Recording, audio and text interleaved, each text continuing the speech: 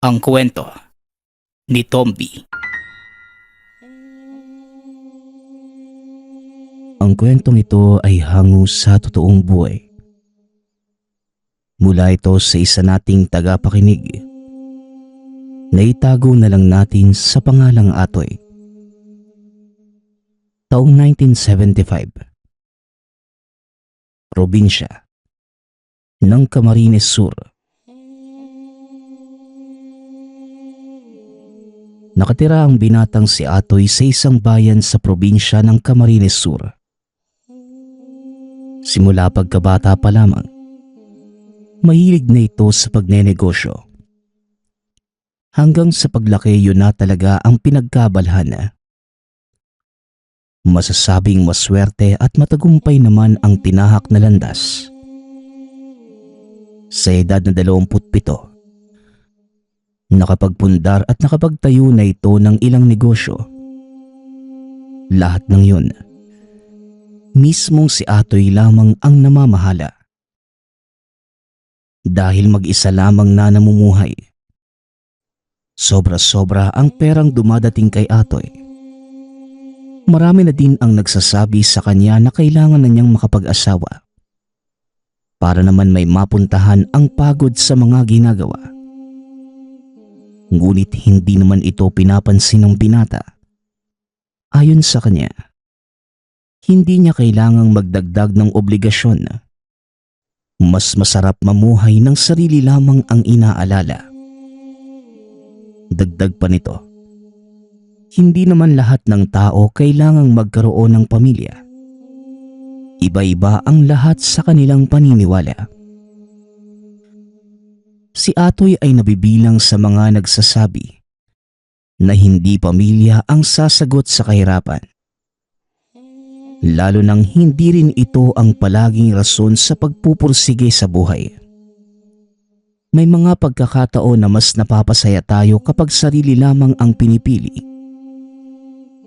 Maaaring may mga kumukontra sa paniniwala niya. Pero sa buong buhay ng binata, ito lamang ang pinangahawakan. Sa kabila ng mga pinagdaanan sa buhay, hindi na ito nagkaroon pa ng pagkakataong mapalapit kahit kanino. Kaya naman ayon sa binata, iniisip din ng mga tao na matigas ang puso nito. Samantala, minsan lumuluwas ito ng probinsya para palawakin pa ang koneksyon. Mas mapalago pa ang negosyo. Imbes na kumuha ng katiwala na mamamahala ng lahat, mas pinipili niyang sarilihin na lamang ang lahat dahil wala naman siyang tiwala sa ibang tao. At isa pa sa paniniwala ni Atoy, kailanman hindi pwedeng ipagkatiwala ang pera sa tao. Ito mismo ang pinagmumula ng masamang gawain ng karamihan. Isang araw, bandang 9:00 ng umaga, habang nasa isang gilid at nag-aabang na masasakyang bus, may isang matandang lalaki na tumabi kay Atoy. "Huwag mo nang ituloy ang pag-alis mo ngayong araw. Walang darating na sasakyan. Huwag ka rin mamaya lalapit sa may pinaglulutuan. Masusunog ang isa mong daliri. Babala lang naman ito, iho. Pero pagsapit ng linggo ng gabi, mamamatay ka." Wika na matandang lalaki sa kanya. Tinitigan lang ito ni Atoy at napagtantong napakatanda na ng lalaki. Purong puti ang mahabang buhok. Maging ang kilay at bigote ay purong puti na rin. Nakasuot ng napakahabang kasuotan na tila pari ang itsura. Maamo naman ang mukha ng matanda. Ngunit hindi na pinansin ni Atoy ang sinabi nito. Hinayaan na lamang hanggang sa kusa ng umalis. Nang makalayo ang matanda, ibinaling na ni Atoy ang atensyon sa pag-aantay na masasakyan. Sa kamalasan ng araw na yun, Ni isang bus walang pumila sa kinaroroonan niya. Ayon sa mga taong dumadaan sa lugar, sa makalawa pa ang susunod na biyahe. Dahil nagkaroon ng sakit ang halos lahat ng mga nagmamaneho ng sasakyan. Dahil dito, wala namang nagawa si Atoy kundi umuwi na lamang ng tahanan. Pagkarating, dahil 6:00 na ng mga oras na yon, pumunta na ang binata sa kusina para makapagluto ng makakain. Binuksan na ni Atoy ang kalan. Nang lalakasan na niya sana ang apoy, nabigla ang binata dahil aksidente niyang nahawakan ang plastik. Napatakbo sa lababo ang binata para mahugasan ng tubig ang paso. Pero huli na ang lahat. Pagkatanggal ng plastik kasabay ding natanggal ang balat sa hinlalaki ni Atoy. Habang ginagamot ang sarili, biglang naalala ng binata ang nakatabi na matandang lalaki. Sa pag-iisip niya, nangyayari ang mga sinasabi nito. Kaya nang maalala niya ang lahat ng sinabi ng matanda, nakaramdam ng takot si Atoy. Ilang minuto pa niya itong inisip at nagpasya ang binata na kinabukasan. Babalikan niya ang matanda dahil sa takot na baka magkatotoo ang pagkamatay niya. Samantala, hindi na niya ipinagpatuloy pa ang gagawin sanang pagluluto. Bumili na lamang siya ng makakain sa labas. Matapos yon, nagpahinga na ang binata dahil sa pagod na naramdaman. Nang sumunod na araw, 4:00 pa lamang na madaling araw, gising na ang binata. Kaagad niyang napagpasyahan na muling hanapin ang matandang lalaki para matanong patungkol sa mga sinasabi kahapon. Kaya naman ang maayos na ang sarili, kaagad na pumunta si Atoy sa antayan ng bus. Maswerte naman na sa dating pwesto, naroon muli ang matanda. Nakangiti naman itong humarap kay Atoy. Kaya hindi na nagdalawang isip pa ang binata na tanungin ito patungkol sa mga sinabi. Manong, ano po bang pangalan ninyo? Gusto ko lang po sanang sabihin na nagkatotoo po yung sinabi niyo kahapon. Kung mangyayari po talaga ang lahat ng yon, paano ko po may iwasan yung kamatayan sa linggo? Tulungan niyo naman po sana ako. Gusto ko pa pong mabuhay ng matagal. Tanong ni Atoy. Napatitig naman sa kanya ang matanda. Ilang segundo na tinitigan ng mata sa mata ang binata hanggang sa simple lang. Para makontra mo ang kapalaran mo, baguhin mo ang ikot ng mundo. Baguhin mo kung ano man ang meron ka ngayon. Sa ganong pamamaraan, maiiba ang istorya ng buhay mo. Maaaring hindi mangyari ang nakatakda. Tugon na matandang lalaki. Halata naman sa mukha ni Atoy ang pagkalito sa sinabi ng matanda. Kaya naman, muli itong nagsalita at pinaliwanag sa binata ang ibig iparating. Ayon sa kanya, may mga bagay sa mundo na nakatakda na. Talagang mangyayari at yun ang tinatawag na kapalaran. Pero sa posisyon ni Atoy, bilang taong nabigyan na ng abiso, binibigyan ito ng pagkakataong mabago ang hinaharap. Lalo na sa magaganap na kamatayan. Ngunit kailangan niyang isuko ang bagay na sobra niyang pinaghirapan. Dahil sa takot, nabigla na lang mawala sa mundo. Nang mismong oras na yun, nagpasya ang binatang baguhin ang nakagisnang buhay. Maduktungan lamang ang pananatili sa mundo. Sa muling pag-uwi ng tahanan, hindi na muna ito nag-abala na buksan ang tindahan niya. Bagkus sa unang pagkakataon, ipinagluto ng binata ang mga kapitbahay. Samot-saring ulam ang ginawa niya at lahat ng yun ipinamigay niya sa lahat ng mga taong naroon. Maging ang mga batang kalye na dating hindi naman pinapansin, pinatuloy niya ng tahanan para mapakain. May pagtatakamang nararamdaman ng iba, pero lahat naman ng kapitbahay magiliw na tinanggap ang mabuting loob ni Atoy.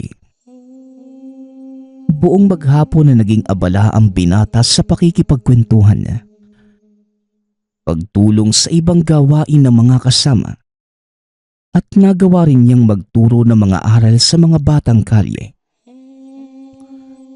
Kaya naman nang matapos ang araw na yun, habang nagpapahinga sa sariling kwarto, dito lamang napagtanto ng binata na kahit papano, nakaramdam siya ng saya sa pakikipagkapwa. Ngunit, kinakabahan din siya ng mga oras na yun. Alam niyang sasapit na ang linggo, matapos ang 2 araw. Klaro sa isipan ni Atoy na ang ginagawa niya ay puro pagbabakasakali lamang.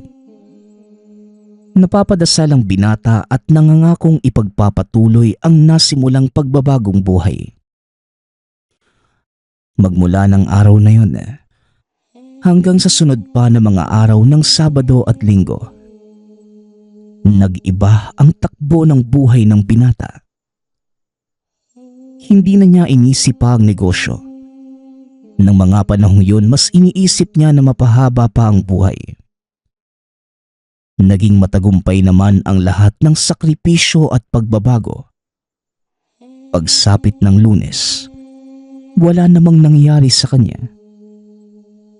Dahil sa takot, idiniretso na lamang niya ang nasimulang gawain. Makalipas ang ilang taon, doon niya nakilala ang asawang si Nila.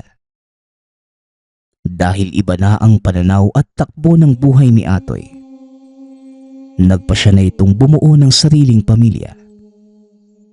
Isang araw dahil matagal na magmula nang makita ang matandang lalaki, muli niyang pinuntahan ang lugar kung saan niya ito nakita.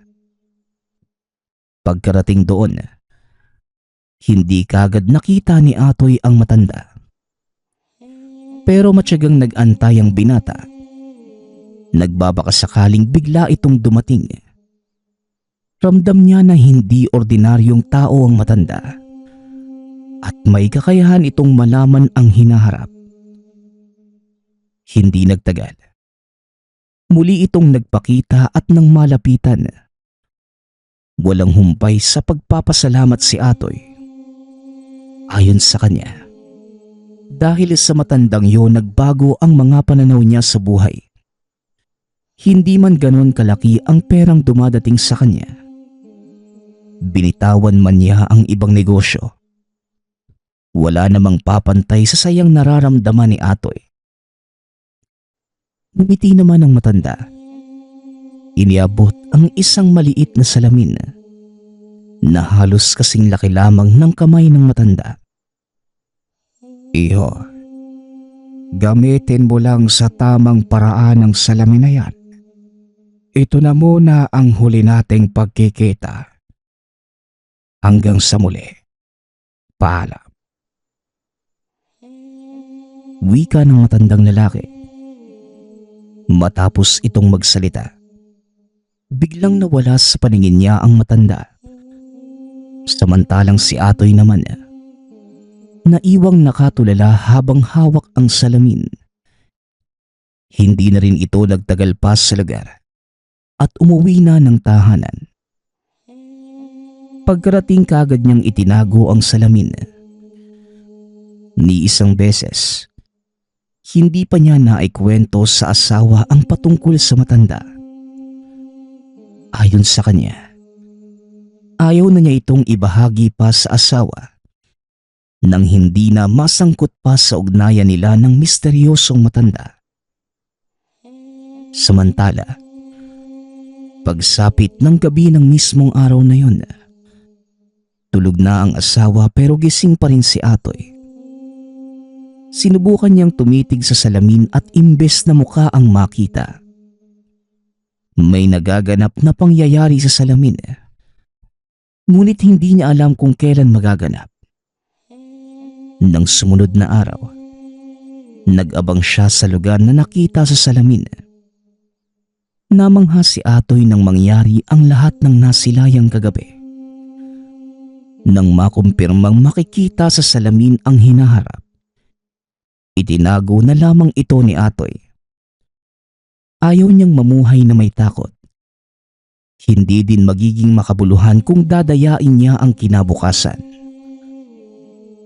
Hanggang sa mabilis na lumipas ang ilang araw, buwan at taon, na ibinaon na ni Atoy sa limot ang salaming binigay ng matanda. Samantala, muling nagdalang tao ang asawa ni Atoy. Nang mga panahong yun, doble ang pag-aalagang ginagawa niya, lalo na't maselan ang pangangatawan ni Nila. Isang araw, habang nagluluto sa kusina, paulit-ulit na bumubulong sa isipan ni Atoy ang mga katagang. Muling buksan at tignan ng salamin. Hanggang sa hindi na napigilan ni Atoy, muling kinuha ang salamin at kahit kinakabahan, pilit niya itong tinitigan.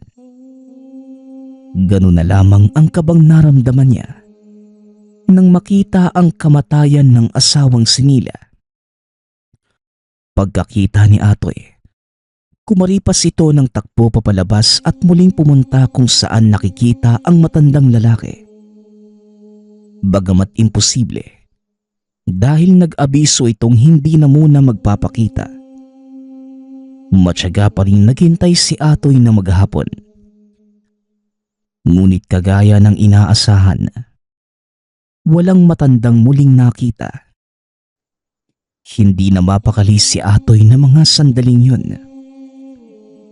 Pagka-uwi niya ng tahanan, hindi na malaman ni Atoy ang gagawin lalo pat buhay ng asawa ang pinag-uusapan.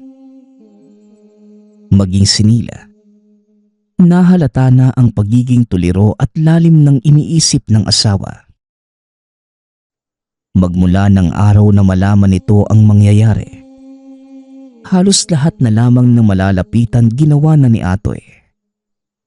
Pero ayon sa mga napagtanungan, hindi naman nila kilala ang binabanggit na matandang lalaki. Kaya naman, pumunta na ito sa albularyo at sinalaysay ang lahat ng mga nangyari. Ayon naman sa manggagamot, pili at minsan lamang magpakita ang matandang yun. Dagdag pa nito, isang ermitanyong diwata ang nakausap ni Atoy. May mga pagkakataon na nasa anyo ito na matandang lalaki, pero minsan naman ay nasa katawang diwata. Maswerte si Atoy dahil nakainkwentro niya ito at humaba pa ang buhay. Matagal na itong nasa bayan nila pero sobrang ilap sa mga tao. Minsanan lamang kung may makainkwentro. Nang tanungin naman niya ang albularyo kung papaano ito muling makakausap, tumugon ang matanda na wala siyang maitutulong. Dahil may sarili itong desisyon at maging ang mga albularyo, walang kakayanan na maanyayahan ito na magpakita. Kaya mas lalong pinanghinaan ng loob si Atoy. Sa paglipas ng mga araw at buwan, walang halos pahinga ang isipan ni Atoy. Baka bigla na lamang bawian ng buhay ang buntis na asawa. Mas dinoble pa niya ang pag-aasikaso kay Nila para lamang masiguro ang kaligtasan. Isang araw, bandang 5:00 ng hapon, 8 buwan na ang tiyan ni Nila. Nakaramdam ito na matinding pananakit ng tiyan. Kagad naman itong isinugod ni Atoy sa manghihilot para makita kung lalabas na ang bata. Nang matignan naman ng manghihilot ang puwerta ni Nila, bakas sa mukha nito ang pag-aalala. Dahil hindi naman bata ang lalabas. Bagkus isang itim na ahas sa puwerta ni Nila. Nagmamadali naman itong hinila ng manghihilot. Maging si Atoy hindi makapaniwala ng malinaw na makita ang isang itim na ahas na lumalabas sa puwerta ng asawa. Samantala, ganoon na lamang ang pagsigaw ni Nila at sinasabing napakasakit ng tiyan. Maya-maya pa, lumabas na ang dugo ng asawa pero wala namang senyales na lalabas na ang bata. Maging ang manghihilot, nataranta na dahil sa dami ng dugong lumalabas. Hanggang sa bigla na lamang hindi na gumalaw si Nila. Pumikit na ang mga mata. Sa puntong yon, nagmamadaling tinignan ni Atoy ang pulso ng asawa. Ngunit wala na ito. Pinagtulungan pa nila ng manghihilot na isalba si Nila. Ngunit hindi na ito lumaban. Samantala, hanggang sa huling hininga ni Nila, hindi naman lumabas ang anak sa sinapupunan. Idineklara ito ng manghihilot na patay na sa loob. Napakasakit man. Walang nagawa si Atoy kundi tanggapin ang nangyari. Hindi na ito gumawa pa ng ibang bagay. Bagkus niyakap na lamang ang bangkay ng asawa at namaalam. Dahil sa sitwasyon, hindi na niya nagawa pang paglamayan ang katawan ni Nila. Matapos na mailagay sa maayos na kabaong, inilibing na kagad ni Atoy ang mag-ina. Magmula nang mawala ang asawa, hindi na nakapamuhay ng maayos si Atoy. Mabuti na lamang malaki na ang panganay na anak. Ito na muna ang umaasikaso sa mga kapatid, maging sa kanya. Isang araw, dahil sa sobrang galit, muli niyang nilabas ang salamin na binigay ng diwata. Nang araw na yon, naisip ni Atoy na itapon yun sa ilog. Nagmamadali siyang pumunta sa rumaragasang tubig ng ilog. Ngunit nang bibitawan na sana ang salamin, bigla namang nagpakita ang napakagandang dilag. Nakangiti ito kay Atoy at sinasabing, ibalik na lamang sa kanya ang salamin.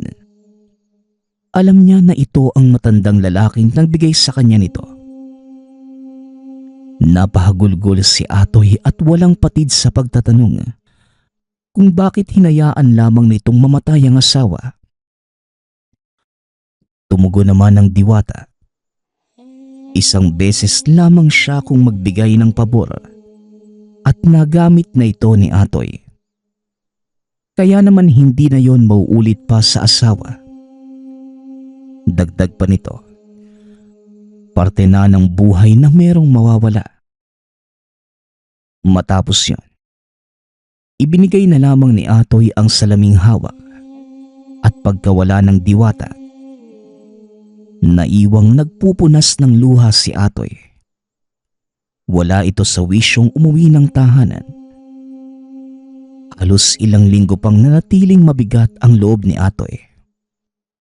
Pero dahil sa pagmamahal na araw-araw na pinapakita ng mga anak, nagawa din niyang makabangon. Sa muling pagtahak sa bagong buhay na wala na ang asawa, kahit papano, bumalik muli siya sa dating pag-uugaling nakagisnan. Muli itong naging mailap sa tao.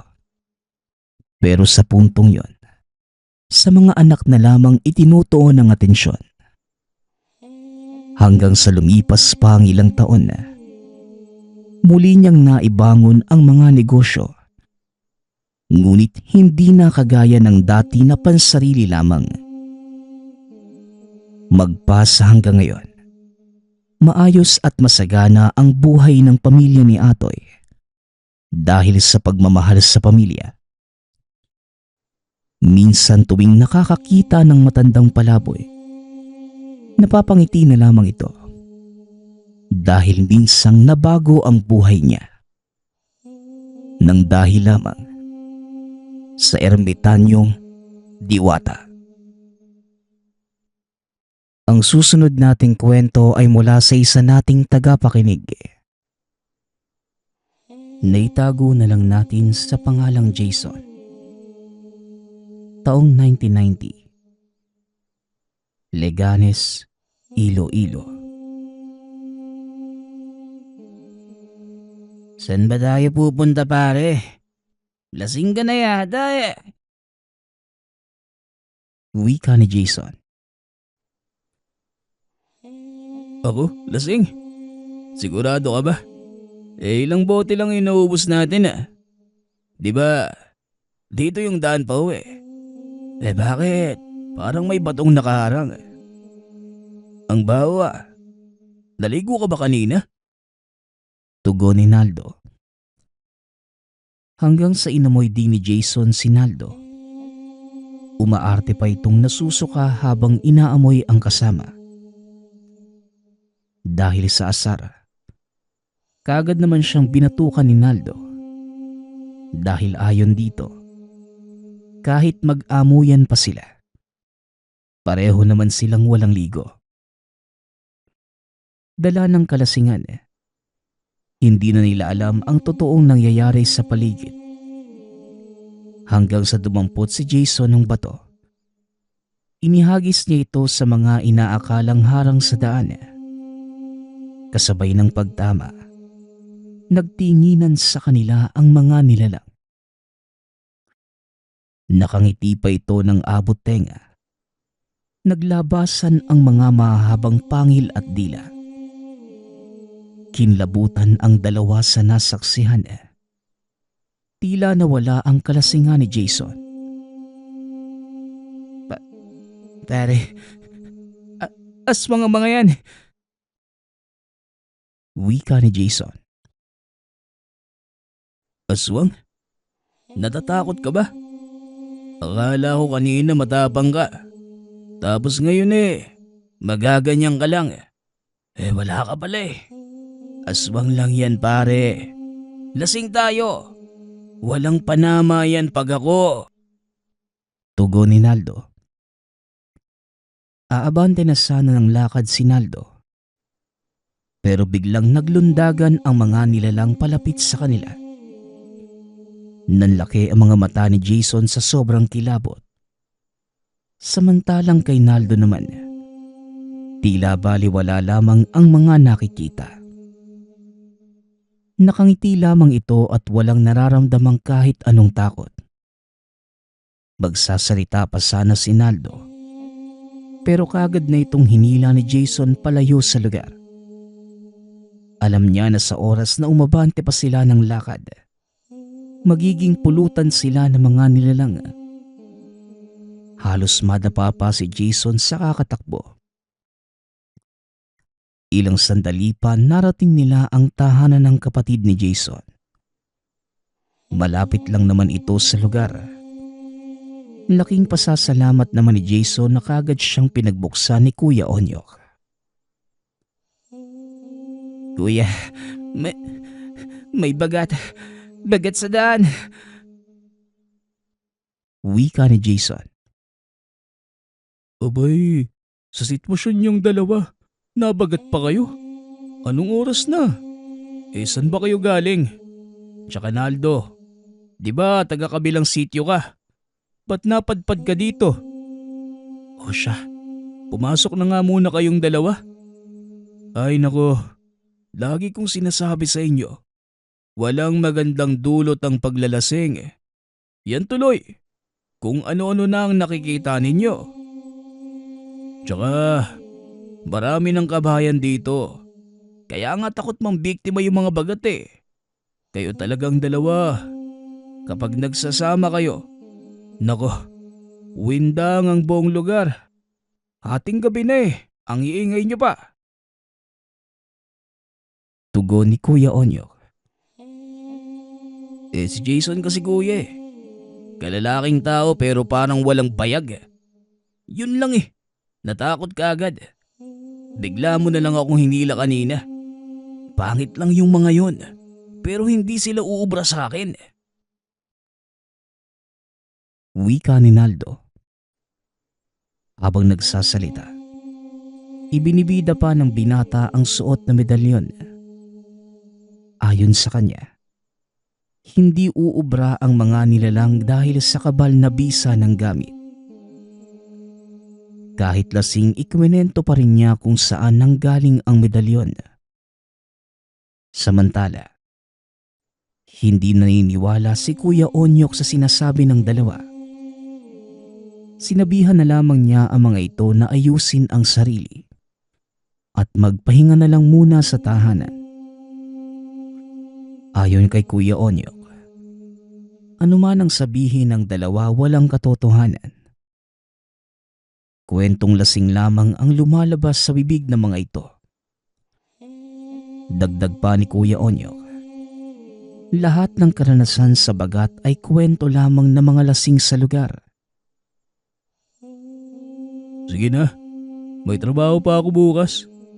Kayong dalawa, matulog na kayo. Pakiusap, wag na kayong lumabas sa gumawa ng ingay. Jason, tulog na si Ate Mabel mo ha. Alam mo namang matatakotin yon tsaka buntis. Baka mamaya magulat at kung ano pang mangyari. Pakiusap sa inyong dalawa ha. Magpahinga na kayo. Sa Naldo, itago mo na yung medalyon mo. Wika ni Kuya Onyok. Pasensya na kuya kung dito pa kami tumuloy ha. Nakabala pa tuloy kami sa inyo. Naldo, sige na. Magpahinga na tayo. Bukas na tayo magkwentuhan. Wala naman na sigurong mangyayaring kakaiba. Wika ni Jason. Nako, ang lakas ng presensya nila. Mukhang nasundan nila tayo. Tugon ni Naldo. Bago matulog, sinigurado nilang sarado ang pinto at bintana, pati na rin ang seguridad ng asawa ni Kuya Onyok. Ilang sandali pa, nakaramdam ng kalabog ang mga nasa loob ng tahanan. Tila may nalaglag na bagay sa bubungan. Nagkatingin naman ang magkapatid, habang si Naldo naman hawak-hawak ang medalyon habang may mga katagang binibigkas. Sa kabilang banda, kampante naman silang hindi makakapasok ang mga nilalang dahil konkreto ang tahanan. Ngunit naghanda pa rin sila ng mga pwedeng gamitin sa oras na magpumilit ang mga aswang na pumasok. Ilang saglit pa tumigil na ang kalabog sa bubungan. Doon lamang napanatag si Naldo. Alam nitong hindi basta papasok ang mga nilalang, lalo na't alanganin sila sa lugar. Kinaumagahan, maagang nagising ang lahat dahil sa ingay na nagmumula sa labas. Ang aga-aga naman. Ang dami kaagad mga tsismosa sa labas. Wika ni Jason. Halos pikit mata pa nitong binuksan ang pinto. Ngunit nanlaki ang mga mata nang bumungad sa harapan niya ang mga patay na hayop.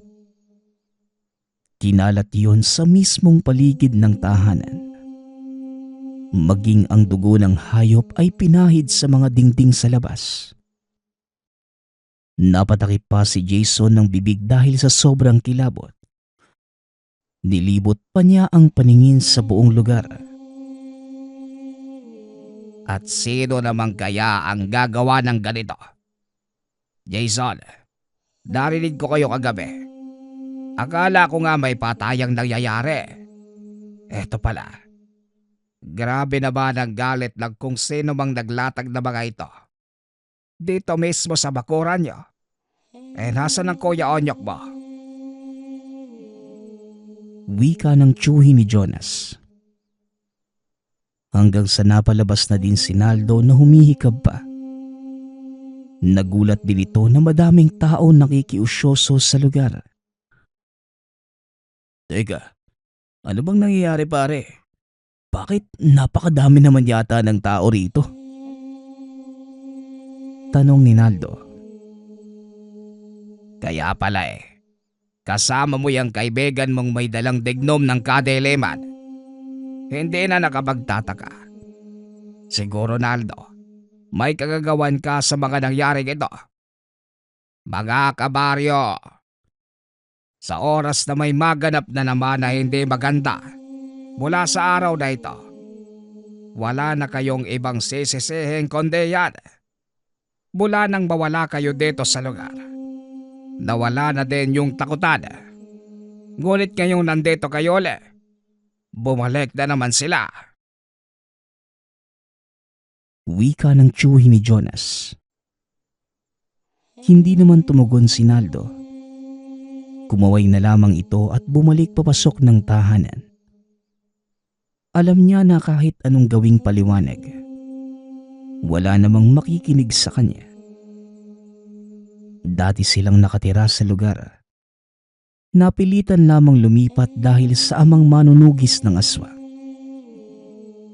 Dahil sa pagpatay sa mga aswang, naging punteriya din sila ng mga ito.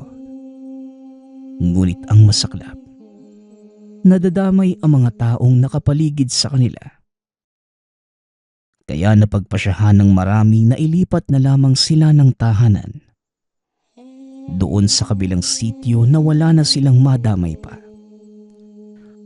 Ngunit matigas ang ulo ni Naldo. Palagi itong tumatakas sa ama at pumupunta sa malalapit na kaibigan. Napahinga na lamang ng malalim si Jason sa sinabi ng tiyuhin. Hindi naman niya masisisi ang mga ito.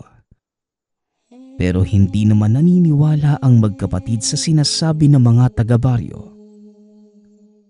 Ayon kay Kuya Onyok, walang matibay na basihan ang mga paratang kina Naldo. Isarado nyo na nga yung pinto. Walang saysay kung makikipagtalo tayo sa kanila. Kung ano man ang nakita nyo sa labas, baka gawa lang yun ng mabangis na hayop. Tsaka kung meron mga swang, magpasalamat na lang tayo na andito si Naldo. Mga utak talaga ng tao. Ewan ko dyan sa tiyuhin mo. Bakit parang grabe ang init ng dugo sa pamilya ni Naldo? Wika ni Onyok. Hayaan mo na po yung kuya. Gustuin ko man lumayo dito. Pero andito yung mga kaibigan ko . Saka kung naman ang meron sa lugar na ito, hindi yun dahil sa amin ng ama ko. Posibleng may iba pang dahilan . Yun ang aalamin ko. Uuwi na muna ako para abisuhan si Tatay Tol. Babalik din ako mamaya. Huwag ka munang umuwi sa inyo . Nararamdaman kong kailangan ng kasama ng kapatid mo. Lalo pat may buntis dito. Tugon ni Naldo. Nagkatinginan lang ang magkapatid.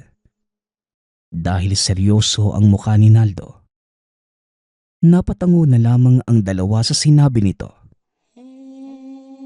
Ayon pa sa binata, kailangan niya ng tulong ng ama. Lalo pat sa unang pagkakataon, nasaksihan niya kung ano ang itsura ng mga aswang sa lugar. Dagdag pa ng kaibigan, hindi lang iisa ang naroon. Isa itong hukbo kung gumalaw.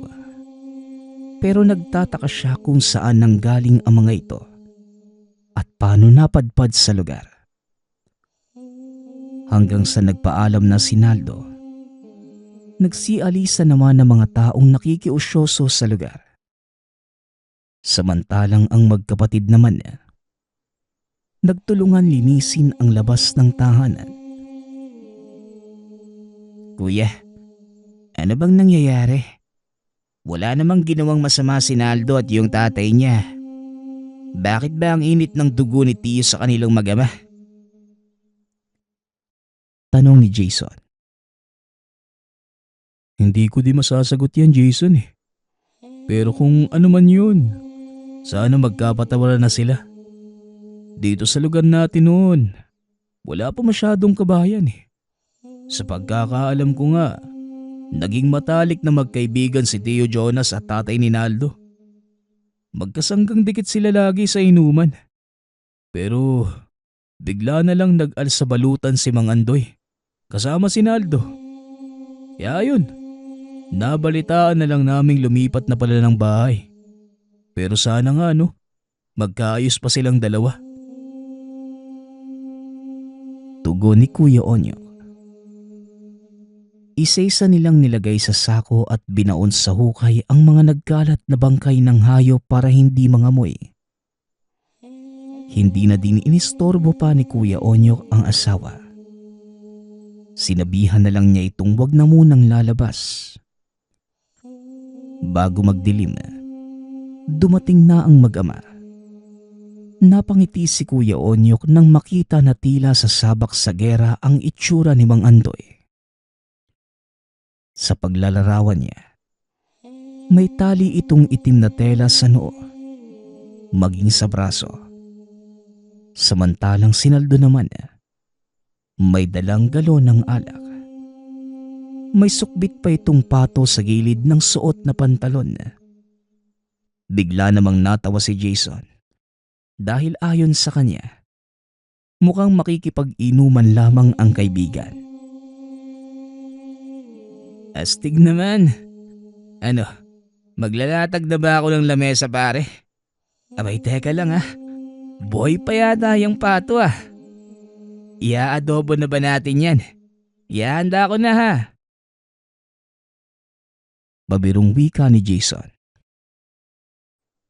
Itong si tatay, gusto daw salubungin yung panauhin ng magarbong inuman. Kaya tara na, gayatin na natin. Tugon ni Naldo. Mukhang damarkahan na ng mga nilalang ang bahay mo, Onyo ka.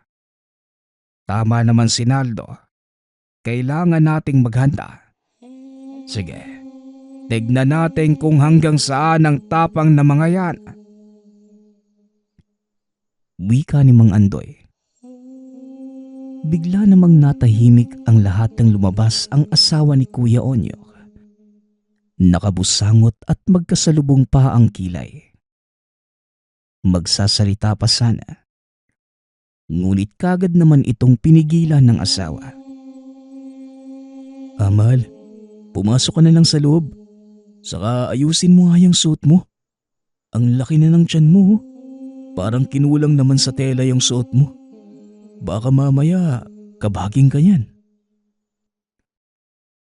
Sita ni Kuya Onyo. Talagang kakabagin ako. Sobrang buryo ko na sa bahay. Ano na naman bang problema? Ni hindi ka na din pumasok sa trabaho kanina. May hindi ba ako alam sa mga nangyayari? Tugon ni Tia Mabel. Imbes na magsalita, natahimik na lamang ang lahat. Wala ni isa sa kanila ang kayang magpaliwanag. Ayon sa kanila, ayaw nila itong matakot sa mga nangyayari. Napabuntong hininga naman si Mabel nang hindi tumugon ng mga ito. Nakasimangot siyang bumalik sa kwarto at padabog na sinarado ang pinto. Sa kabilang banda naman, naghanda na ng lalatagang mesa si Mang Andoy. Sinadya niyang maglatag sa mismong tapat ng bahay. Pero bago pa man ang lahat, inikot niya muna ang tahanan ng 7 beses. Habang nag-uusal na mga kataga na ayon sa kanya, isa itong pamamaraan ng paglalagay ng bakod sa lugar. Ayon kay Mang Andoy, Ramdam niya ang puwersa sa mga bakas na naiwan ng mga aswang. Mahigpit niyang ipinagbili na wala na munang hahakbang sa mga itinanim na bakod. Luto na ba yung pato? Nang makapag-umpisa na tayo? Nako, matagal na akong hindi nakakainom. Oy Jason, hayaan mo na si Mang Andoy sa ginagawa niya. Sumunod na lang tayo sa sinabi niya. Wika ni Kuya Onyok. Paluto na to kuya. Tay, saan ba tayo maglalatag? Sa labas na ba? O dito na lang tayo sa loob? Pero ang pangit naman kung sa labas. Baka madaanan tayo ng mga tanggero. Sigurin pa tayo dito. Kukulangin tong dala natin eh. Tugon ni Naldo. Sigurado kung walang dadayo sa atin. Iba gumalaw ang mga nakaengkwentro ninyo. Kilala ko sila. Sa totoo lang, ayaw ko naman talaga ng gulo eh. Pero kailangan nilang mabigyan ng leksyon. Hindi na talaga nagtanda yung tsuhin nyo. Talagang hindi na maitatago ang totoong kulay. Wika ni Mang Andoy. Napakunot ang noo ni Kuya Onyok sa sinabi ni Mang Andoy. Iniisip kung sinong tsuhin ang tinutukoy ng matanda. Marami pa silang kamag-anak sa lugar. Gayunpaman, kahit kinukutuban na natili na lamang itong tahimik. Hanggang sa ilang sandali lamang ang lumipas. Nang masiguradong handa na ang lahat. Isa-isang inilabas ni Mang Andoy ang mga gagamitin sa pagtagay. Nakangiti pa ang tatlo habang nilalatag ang baso. Habang umiinom, hindi nila maiwasang mapatanong kay Mang Andoy kung ano nga ba talaga ang mga nangyayari. Tumugon naman ang matanda. Hindi naman makapaniwala ang magkapatid. Dahil ayon kay Mang Andoy, si Tio Jonas ang protektor ng hukbo ng mga aswang.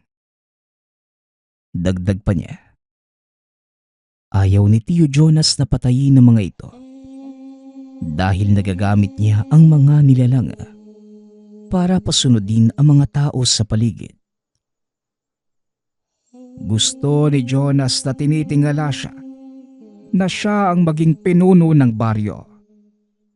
Kaya siya palaging gumagawa ng eksena gamit ang hukbo ng aswang. Isang utos niya lang sa mga ito.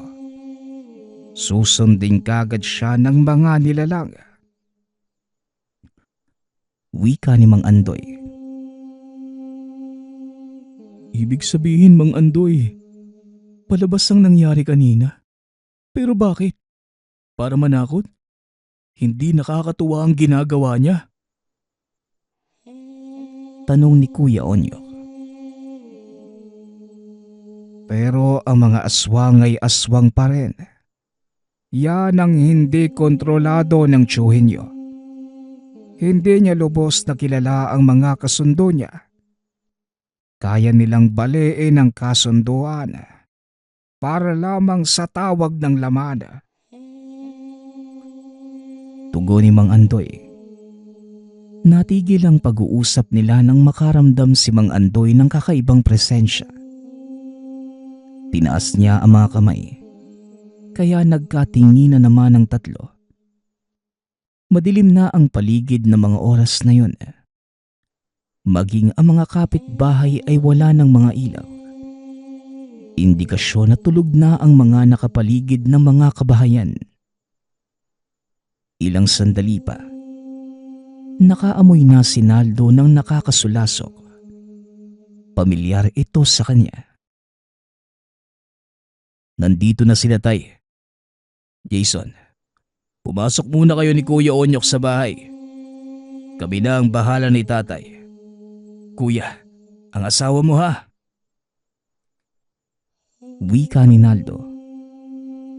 Nagmamadali namang pumasok ang dalawa. Sila mismo nakaramdam na ng pag-alinsangan ng paligid. Samantalang tuloy lang sa pagtagay ang mag-ama. Hinihintay nila ang tuluyang paglapit ng nilalang. Minuto lamang ang lumipas. Biglang nagsilundagan ang mga ito palapit sa kanila. Ayon sa paglalarawan ni Naldo, mapula ang mga mata nito.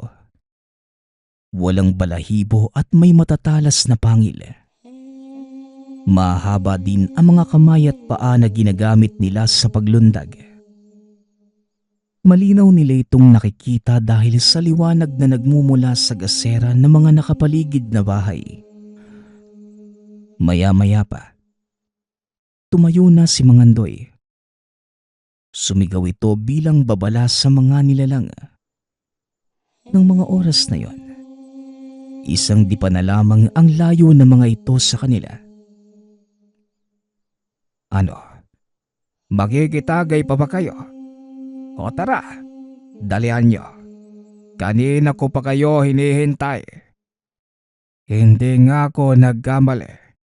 Kayo pa rin yan. Hala sige, pumasok kayo.